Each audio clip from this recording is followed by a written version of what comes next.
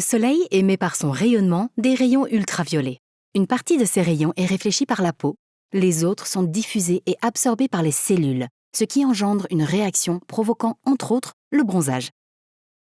Il existe 2 types de rayons ultraviolets, les UVA et les UVB. Les UVB sont plus dangereux à court terme. En effet, ils sont responsables du bronzage, mais aussi des coups de soleil. Les UVA sont eux aussi redoutables. Ils traversent plus profondément notre peau jusqu'à atteindre l'épiderme. Ils ne laissent donc pas de traces visibles, mais sont impliqués dans la genèse des cancers cutanés et du vieillissement de la peau. Comment bien se protéger? La meilleure protection solaire consiste à porter des vêtements couvrants et à rester à l'ombre, mais ce n'est pas toujours possible. L'utilisation d'une crème solaire efficace est indispensable pour se protéger contre les UVA et les UVB. Elle est à appliquer généreusement 30 minutes avant l'exposition et à renouveler toutes les 2 heures. Les filtres solaires. Pour bien choisir sa crème solaire, il faut savoir qu'il existe 2 types de filtres solaires, les filtres chimiques et les filtres minéraux.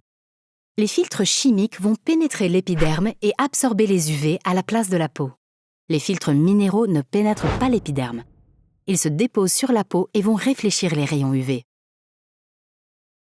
L'indice SPF.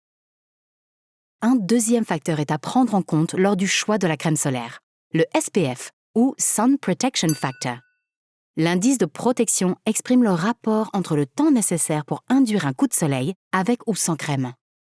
Par exemple, pour une personne qui va avoir un coup de soleil sans crème en 5 minutes, avec une protection SPF 30, le coup de soleil apparaîtra au bout de 30 fois 5 minutes, soit 150 minutes, et donc 250 minutes avec l'SPF 50.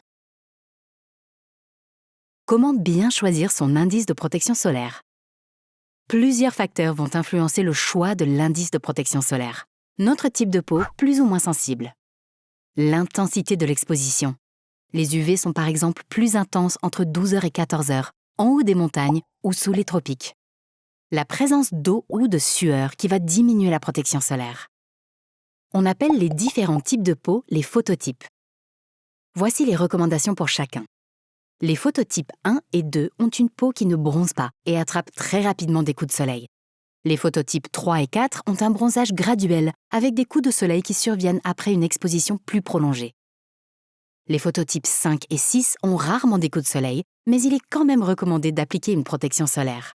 En effet, même si les coups de soleil sont rares, il ne faut pas oublier de se protéger des UVA, car s'ils ne laissent pas de traces visibles à court terme, ils provoquent sur le long terme le vieillissement de la peau et sont responsables de dégâts irréversibles.